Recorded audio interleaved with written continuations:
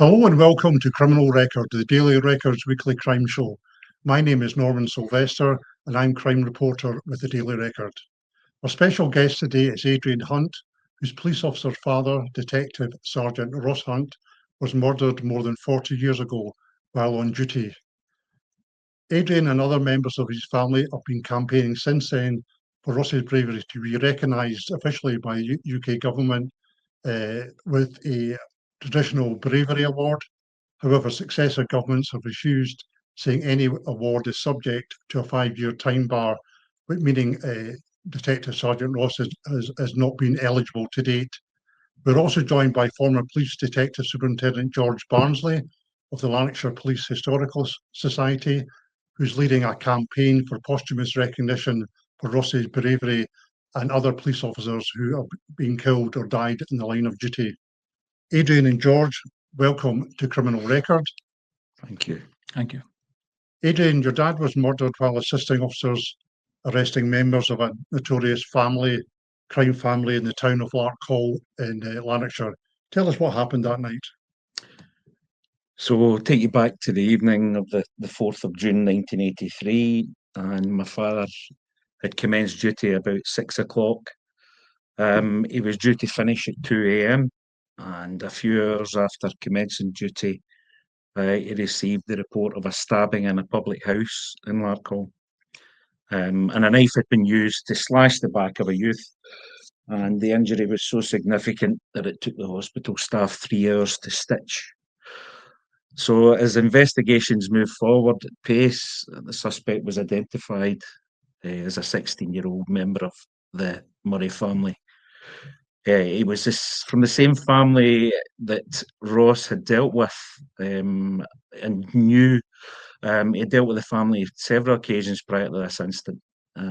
So he knew right away who it was he was dealing with. So subsequent to that attack in the public house, the same youth made good his escape from the public house, and his whereabouts at that time were unknown. So Ross's finishing time was fast approaching, and he had two choices available to him. I was due to finish at 2 in the morning, wasn't it? He was due to It was finish just at coming 2. up to that, wasn't it? It was. So he had the choices. He had two choices. So one was to make a concerted effort to protect the public, find the perpetrator and arrest him, thus taking a knife-wielding youth off the streets before he could cause further harm or commit further violent acts. And that would have involved attending at a house in a secluded cul-de-sac in the early hours of the morning. The other option was to go to the then Law Hospital. It's no longer there, which was an easier and safer option, obviously, and interview the victim of the initial attack in the pub, gather all the witness statements and available evidence, compile an initial report for the day shift, and leave it for them to mount a search for the assailant in the cold light of day. And that way he would have been finishing at 2 in the morning. So he chose the former. And for that, you must understand the man. And he was all about integrity and dedication to duty for nearly 30 years. And it's also a sad fact that in those days, health and safety concerns weren't really a consideration. And I was a former police officer, so I know what it was like back then. And you went out, you guarded, you watched and patrolled, you performed your duties without fear or favour at all times. So in the early hours of that morning, the 5th of June, 1983, my father was the senior investigating detective on duty, and he led his team of 3 detectives, Detective Constables Hare, Gillen and Duncan Nicholson, to the youth home address at Earn Gardens in Larkhall. On arrival, they were met by the householder, or a householder, and the suspect wasn't at home, but as the officers were about to leave, Hugh Murray Jr. was spotted entering the street with 2 others. And this is the man that they're seeking to arrest. That's correct. He had been responsible for the incident at the pub. As Hugh Jr. attempted to enter his home, one of the officers made an attempt to apprehend him. Mayhem erupted basically, and several family members emerged from the house and with knives, clubs, and even a clothes pole. I think it was like banshees coming out of the house. Ross was involved in the scuffle and attempted to hold off those around him while shouting to his men, "Right, lads, back to the cars."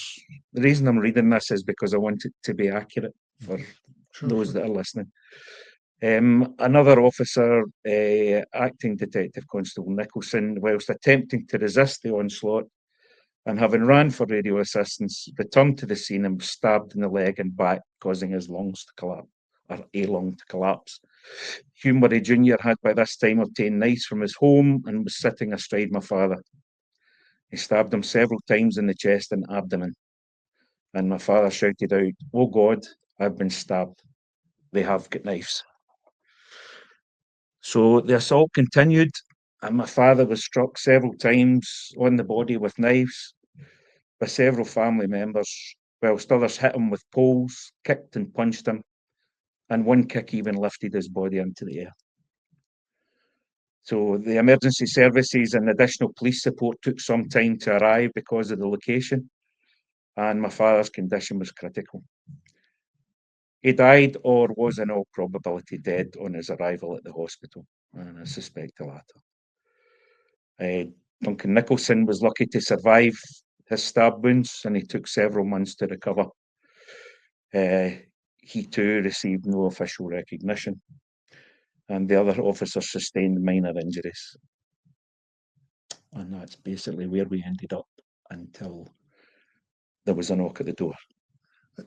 Just to rewind there slightly, just to explain about your dad had started, I think, you said about 6 o'clock that 6 evening. o'clock, yes. The detectives in Lanarkshire operated a 6 till 2 shift. And obviously, if anything happened after that time, they were on a call-out basis. So it would depend whether the night shift would stay on or the day shift would be called out early. And he could, we knew that they identified a suspect for the stabbing. You could easily just left it, as you said, to the day shift. Yes. And that would be normal practice. You know, the cold light of day, they'll be sent out to the house, trap the door. But he felt that it was important that this particular individual should be taken off the streets that night rather than wait and get him the next day, which is probably would have. Yeah. But they could have done something to someone else at that point. That's it. And the feeling was, given the severity of the earlier attack, that there could be further violence at the hands of this particular individual, Hugh Murray. And also, you mentioned the assault on not just your dad but the other officers. It was quite a frenzied attack, wasn't it? It was, yes. I think there was a lot of confusion as to who was doing what, but the family, it was a whole family basically emerged from the house to take on these officers who were basically unarmed, you could say, with nothing to defend themselves really. And maybe not prepared. I mean, the family were known to the police, and they would be used to the police being at their door at all sort of times. So there was no excuse. It was just a frenzy. Well, the suggestion at the time was the family made an excuse at court and said they didn't realise that they were police officers, which was feeble in my eyes. Well, they would know the difference. They would know, and they knew my father. They knew my father, so that was an excuse. Yes, they were a well-known local family, known to the police, and they would be known to your dad. Yes. In his normal course of his duties as a detective and probably as a police officer generally. Yes, that's correct. So Ross stayed on to get the job done, but he was also due to retire that year as well. So he was, yes. He's come at the end of his service. He could have taken the easy way out. That wasn't his nature. Absolutely, it was within months. He had 3 months left to serve for 30 years service. He'd actually been given an extension by the police doctor, because back in those days you had to go through that process if you wanted to extend your service to serve 30 years, and he was in that category. And he could easily have been kind of winding down, as probably anybody would. Absolutely. Wind down, a couple of months to go. Take the easy way out. But that was he was. It wasn't. That wasn't dedicated. Him. Absolutely. Totally. Can you tell me a bit about the people who were arrested, and what sort of sentences were handed out? So there were 7, as you quite rightly said, Norman. 7 of the Murray family were charged with my father's murder, and they were convicted at the High Court in Glasgow.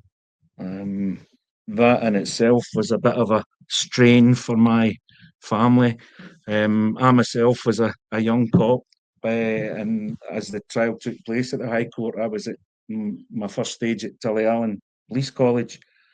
My family decided that it was probably best anyway that I was out the way. But several members of my family did attend the court cases, and they found it very traumatic. Supporters of the Murray family even spat and cursed at my family. They were quite abusive in Yes, court. in the court, yes. And there was no family impact statements allowed back then.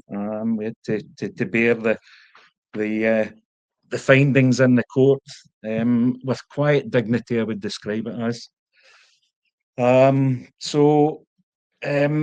It was just that at that time they were all, as I say, sentenced to given various sentences. There was 3, wasn't there? Was the 3 people were accused or convicted of murder, which was Hugh Murray. Yes, Junior. and he was detained at Her Majesty's pleasure because of his age. And Hugh Murray Senior as well. Yes. And there was another family member as well convicted. That was the sister. Female family. Yes. And they were all given, either life sentences or in Hugh Murray Junior's case, it would be a detained at Her Majesty's pleasure. Yes. Right. But they were all subsequently released. They were all parties were within 15 years at some stage or other released. And that's something that our family had to deal with again, because there was a requirement legally that every time someone was released from custody, the family had to be informed. And more often than, well, in fact, in not all instances, it fell upon me to be informed about this. And there was a suggestion, even, and it was confirmed by the residents in Larkhall, that the Murrays themselves marked each release with a party to celebrate not only the release, but my father's death. Yeah, I think Murray Senior, he was released after 10 years. The sister, his daughter, after 13 years. And Murray Junior was freed in 2004, which would be after 19 years. Yes. I mean, certainly in the case of Murray Senior and the sisters, a relatively small time in prison. Correct. Yes. And we also know, I think, that Murray Junior was also convicted of the assault on the police officer you mentioned earlier. That's right, Duncan Nicholson. Yes, that's correct. I think we know that both Murray Senior and Junior have since passed away. They're no longer with us. The sister's still alive. But for someone like the family, it wouldn't seem as though they've been behind bars for a long time, would it? No. We didn't think that justice had been served.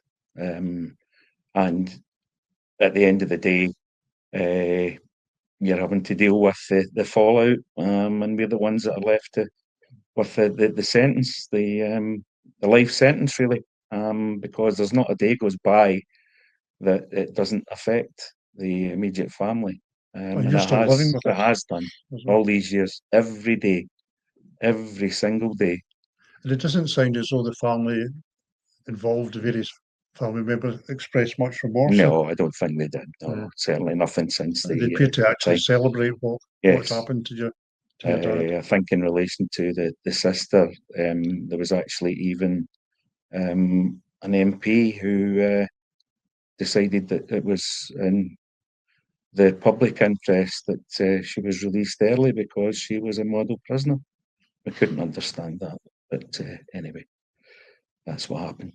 I mean, it was horrific murder by any stretch of the imagination. A police officer, killed in the line of duty by a family that were known to the police. Yes, correct. It wasn't really a random act. No. Sometimes you get that with a murder. It can be a random act, but this was quite a targeted attack. They knew exactly who they were dealing with when those officers went to the house. Tell me, you could have referred to a wee bit earlier, but Tell me how you and your mum found out about your dad's death, and how would that would have come as a shock? Absolutely. I don't even need to look at the what has been written down. So I'd been with my late wife.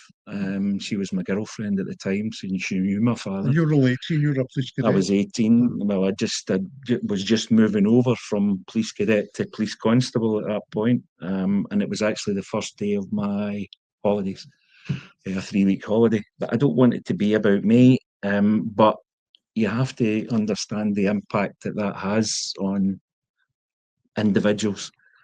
So I'd been with my wife, my late wife, and I had just got home. I was home maybe about 1:30, 2 in the morning, and I just got into asleep. And about 3 o'clock, the doorbell rang. Very unusual. And both my mother and I got up. We went to the door, and standing outside was the night shift superintendent and a policewoman. My mother and I looked at one another, and the officer just he was lost for words.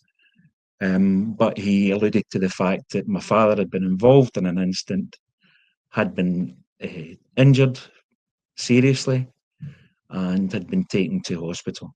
And we were asked to gather ourselves together, and a police car was waiting to take us to the hospital. So within minutes, I can even remember what I was wearing that night, 40 odd years ago. It's imprinted in my head. So we got in the traffic car. It was eerily quiet in the street. This would be about 4ish at this time, 3:30, 4. And I just remember driving through the quiet streets, blue light going, and nobody said anything in the car. There was just the dashboard was lit up. There was a lot of communication lights in the car, and the radio traffic was intermittent. But I just remember we just sat in quiet. We just looked out the windows. We arrived at the hospital about 20 minutes later. Maybe not even that. It was quite a quick journey. And there was a sea of uniforms in the accident emergency. You must have known it was quite serious, yes. You must have feared the worst. But yes, well, when it was a car, it was taking us to the hospital. Yes. So when we were in when we got to the accident emergency, we saw two of my father's colleagues in wheelchairs at the entrance, and there was officers round about, but there was a whole host of senior officers there, to the point that we did know that it was serious. I don't know, there must have been about 25, maybe 30 police officers in that accident emergency. So we were led in, and we were directed to an anteroom. And in the anteroom was relatives of Duncan Nicholson, who'd also been seriously injured in the attack. Yes.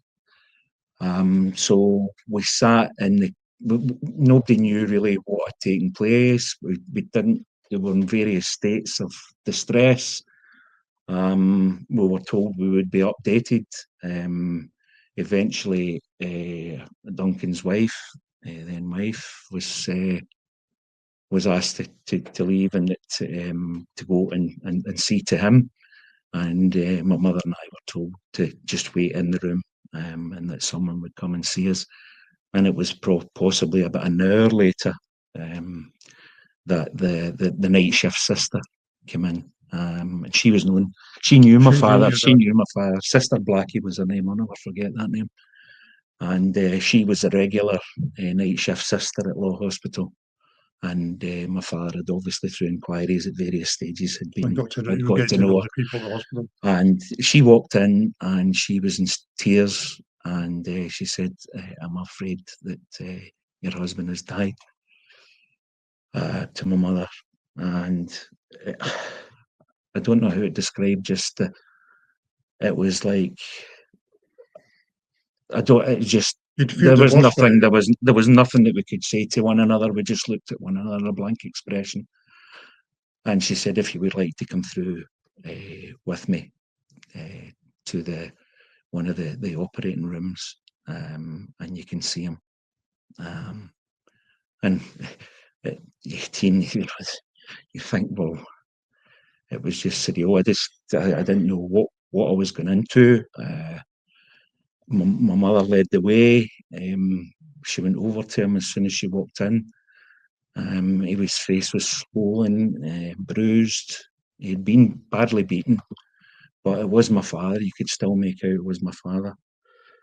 And my mother kissed him, and she said to me, "Do you want to kiss your father?" And I reached over and kissed his forehead, and he was cold, very cold. So I know from experience later after that he had been probably dead for a long time. I don't think he'd survived, even from at the time. So we spent a bit of time at the hospital, and then there was a whole clamour of people coming in and out, offering condolences and expressing sympathy, and then by this time my mother's family, my sisters and their husbands had appeared to support us, and we were given a bit of time in the anteroom, just to try and take it all in, really, and then we were taken home. Tell us about the day your dad's funeral. It was a massive turnout, wasn't it? The whole Larkhall just kind of ground to a halt. It actually did. There's still footage available of the day that the funeral took place. He was well known in the community, though. He was a community-based cop. We lived in Larkhall. He was a member of the bowling club, the golf club, men's clubs. He was in and out the main street, the shops. He'd been a uniformed sergeant there before he'd been in the CID. He was a kind of community cop before the term was invented, wasn't it? Yeah, well, I would have said so. That's the way I would have described him. I remember on a couple of occasions there was an old couple that had their house broken into, and he decided that whoever had done it had wrecked their garden, and they were quite proud of their garden. My dad went round on his days off and dug their garden for them to try and make it better.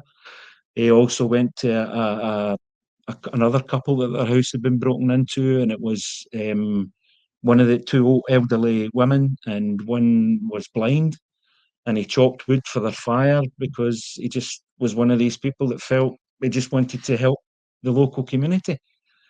There was even, after the event, there was an outpouring, really. A lot of fundraising.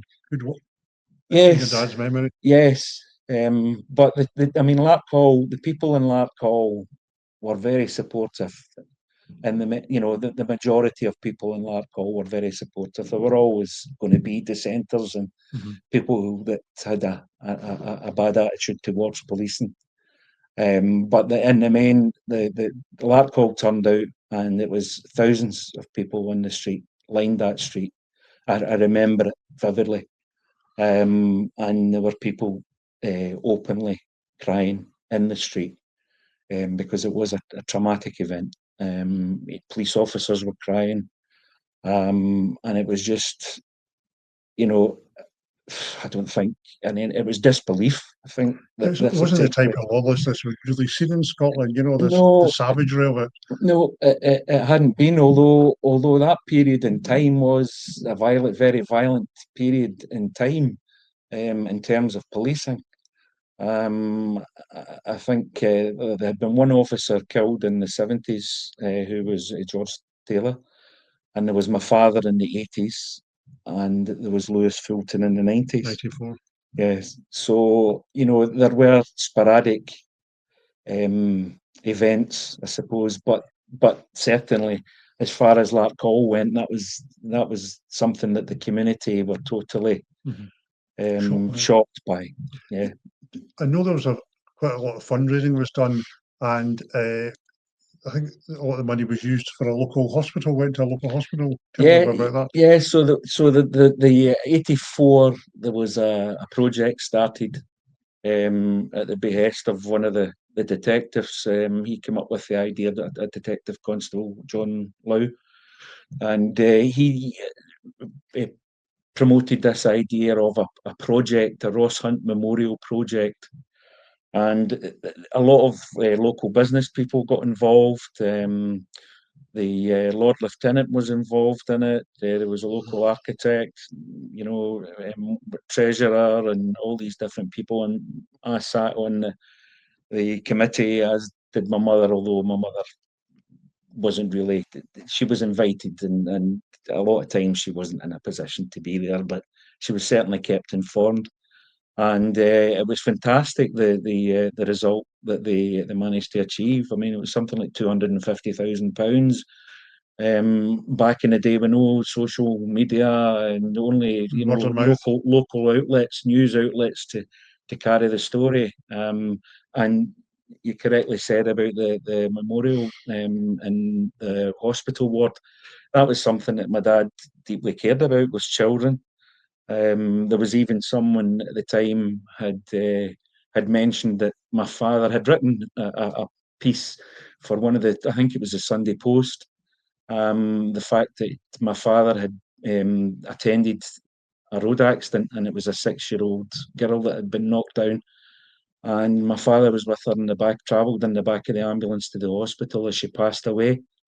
And this girl's mother had taken the time to write that it was my father that had been with her daughter at the time she passed, and she was so glad that someone like him had been there, and she acknowledged the fact that he had lost his life.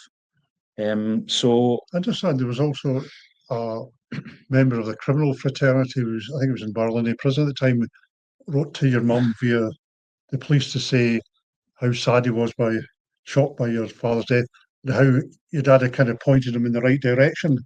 this was a letter that I've still got the letter. It was a letter that my mother received via a police officer to say that um, this prisoner from A Hall, which is the most senior Right. category at Barlinnie, he was so saddened and deeply saddened by the fact that my father had been such a good man, he described him as, that he had been taken in those circumstances, and that he was the person that had actually demonstrated to him that there was something out with a life of crime, and that he'd taken that to heart, and that's what he was intent on doing when he left. But he'd taken the time nonetheless, and it was about, I think it was 2 or 3 pages long, but he'd taken the time to write to my mother to offer his condolences.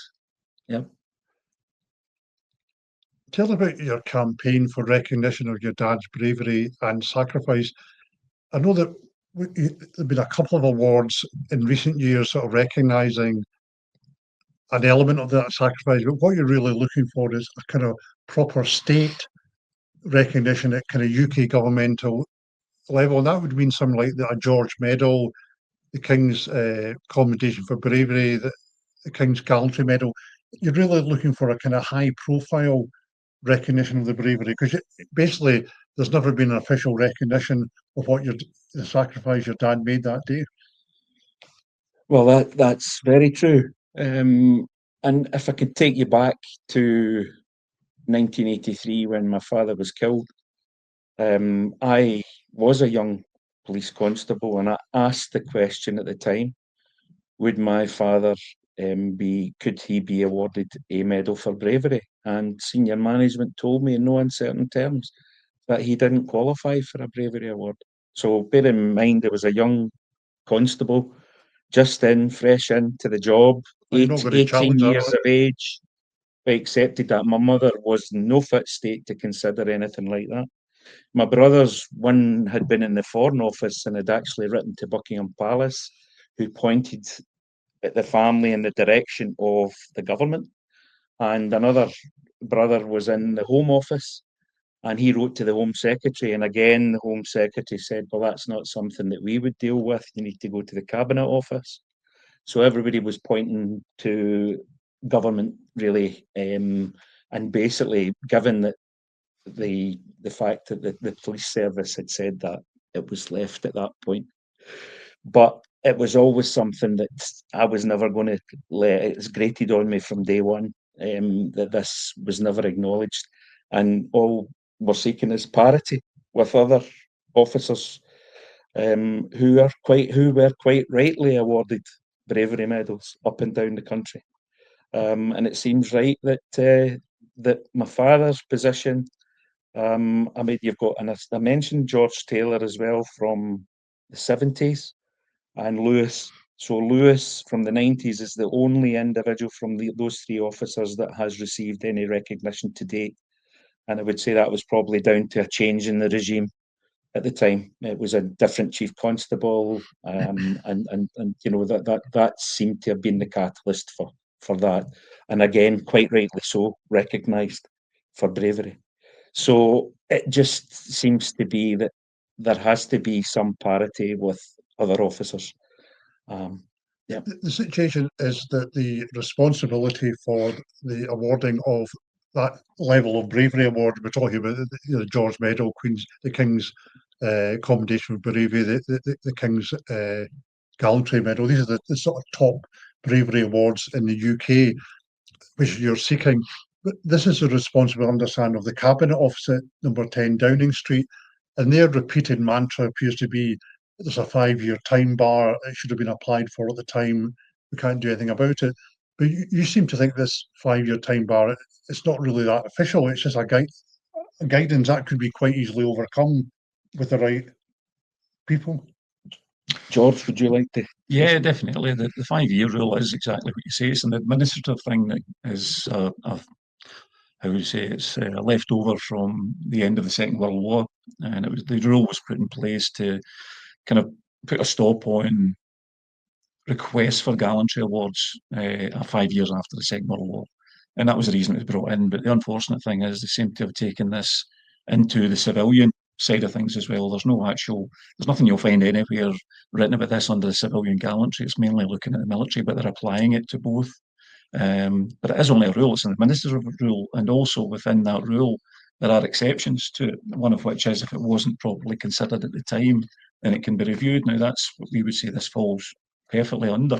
So the 5-year rule is a bit of an anomaly as far as we're concerned, and it's there not as it's there basically as a guide, an admin thing.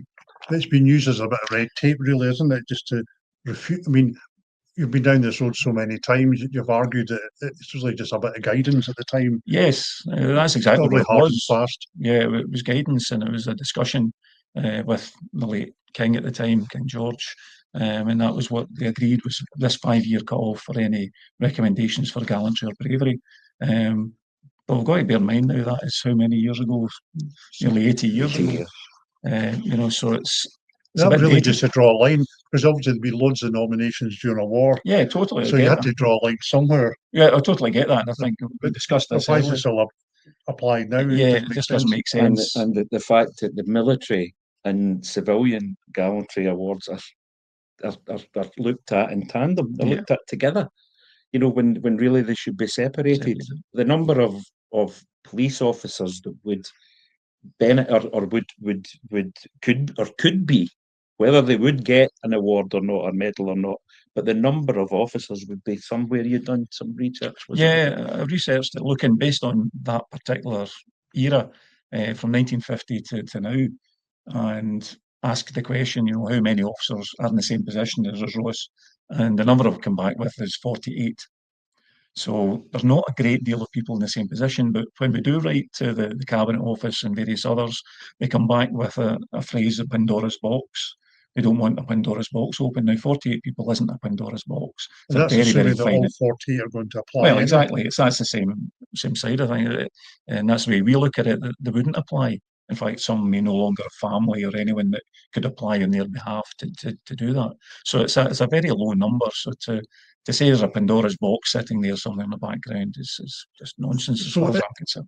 If the Cabinet Office were to overrule this 5-year time bar, the maximum amount of people it would affect would be 48. Yeah. And that's assuming that all 48 families of deceased officers would want to apply or be able to apply, or whether they met the threshold. Yeah, exactly.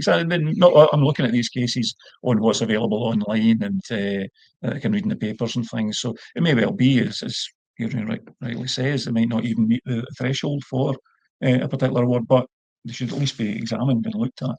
And one of the important things to mention is that the cabinet officers, I understand, have accepted that Ross meets the threshold. He qualifies in terms of the act of bravery, which has been recognised in the court of law.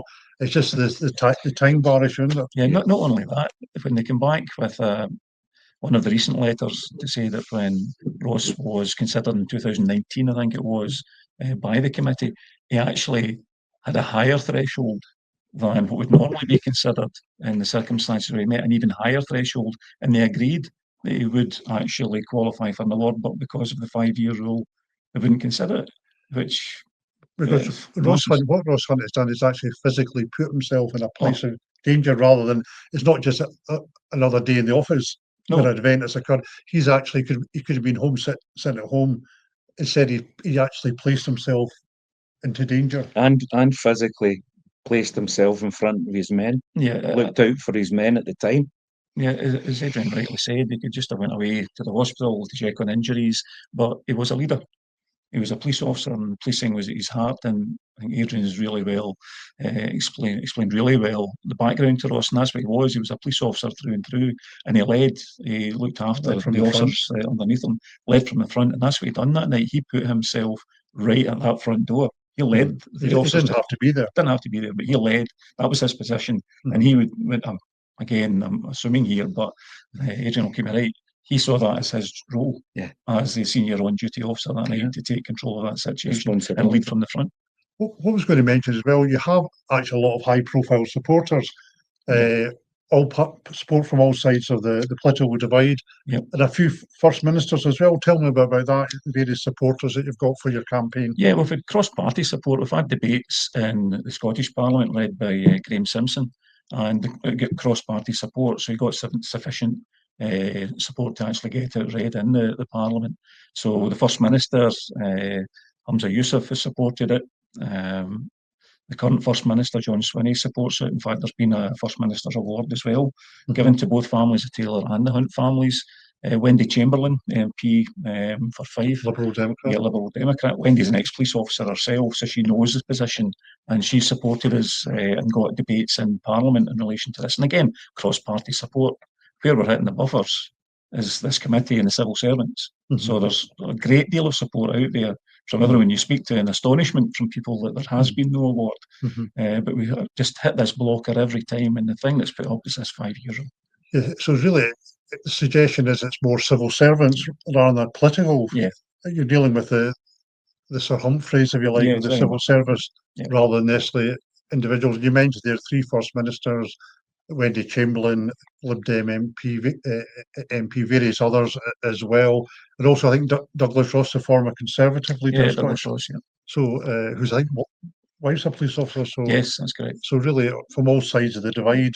There was also a letter of support from Lord Robertson, who's the former Secretary General of NATO, who was a young MP. Your local MP? Local MP in Q Division at the time of the incident, and knew my father. So, and as far as you're aware, the royal family know about it as well, don't they? I mean, everybody knows about it and is on side. They're yes, and their secretaries are obviously pushing the angle of that it has to be cabinet office related government. Yeah, I mean, that's the thing. The King can only sign off on these things. So he goes by the recommendations of the Cabinet Office and the Awards Committee for such honours. And I think what we have to stress, you mentioned the various orders there and the awards that could be given. No one has ever at any time tried to push a specific, individual type of medal, like George Medal, for example. It's been just recognition, that recognition from the state, from the country, about, Ross's bravery, his policing background, his community spirit, and how he put himself right into that face of danger that evening. We're just looking for recognition of that sacrifice that was made. It sounds like you're kind of so near yet so far with this campaign. What needs to be done to get this over the line? We know there's precedents whereby they've not overturned, but overlooked a 5-year rule to give out awards in the past. And at the end of the day, there may have been various reasons why that he wasn't nominated at the time. It could even have just been an oversight, who knows? But then that shouldn't really be the Hunt family shouldn't be getting punished for that, should it? No, not at all. I think it's just someone being willing to actually take the bit by the take the thing with the neck and just get it pushed through. And that's all you need. It just needs someone to take that decision. Push a chair back from a desk. Yes, and just say, right, fully consider it without just a brush of a pen stroke and say, well, my researchers have said X, Y, and Z, so that's it. Totally. And I think one of the things you mentioned earlier on was that when they look at these awards and they say, oh, but these were so many years ago, the people at the time would have made the right decisions. They would have known better. Well, if we look at the current situation we're in, and we've talked about this before, is we've had terrorists pardoned, we've had convictions dropped for certain classes of things, we're reviewing various things because of decisions that were made at the time that were wrong. So why can't that decision be made here that this was wrong, or it wasn't considered properly at the time? Let's consider it now. Rectified. And let's rectify the situation. It just needs someone that's willing to do that. As Adrian says, push the chair back and make that decision. Adrian, is there any our readers and listeners can do to help? Would they write or maybe speak to the local MP or MSP, ask them to take the matter up further? Well, yes, we are looking at certain ways forward, and one of those would be to write to the MP, your sitting MP, and to make them aware of this. And more information will be forthcoming in due course as to how we can do that. But it's definitely that's one avenue that we'll be pursuing. And I'm determined, for my family's sake, my late father, my late mother, my late wife, who even had a cancer surgery which was unsuccessful. She even joined me down at the BBC in Salford as part of the campaign and was firmly behind me. So for a lot of reasons, and for my wider family and the grandchildren who are left without a grandparent, then I think it's worth pursuing, and it's only right that my father is acknowledged for his bravery and his sacrifice. Well, without a doubt. And I think the police as well should, in my opinion, be lending a bit more support, and the Federation, the Police Federation. I think there was a failure in the police at the time, the senior management, to make the recommendation for recognition. And I think that should be looked at as well by as I say, the Police Federation and the police, and be a bit more vocal and supportive of the situation. And I must say, just to mention Police Scotland, the previous Chief Constable, Serene Livingston, did have both families at Tullyallen and spent some time with the families, had lunch, and gave them a posthumous Chief Constable's High Commendation, which is all that the police could do. But I think we need a wee bit more vocal support from the police and the Federation to support this campaign and push it forward. And just get it over the line. It sounds like we're not that far away from getting Ross Hunt, his family, the recognition he deserves for an outstanding act of bravery, and get that final recognition in the way of an official bravery award. Thank you, Adrian and George, for joining us, and thanks to our audience for tuning in to Criminal Record. If you have a question for the team, you can email reporters@dailyrecord.co.uk with the subject line Criminal Record. We'll be back next week. In the meantime, you can subscribe to listen to this podcast on Spotify or Apple by searching for Criminal Record, or you can watch it each week on our YouTube channel. Thank you for joining us.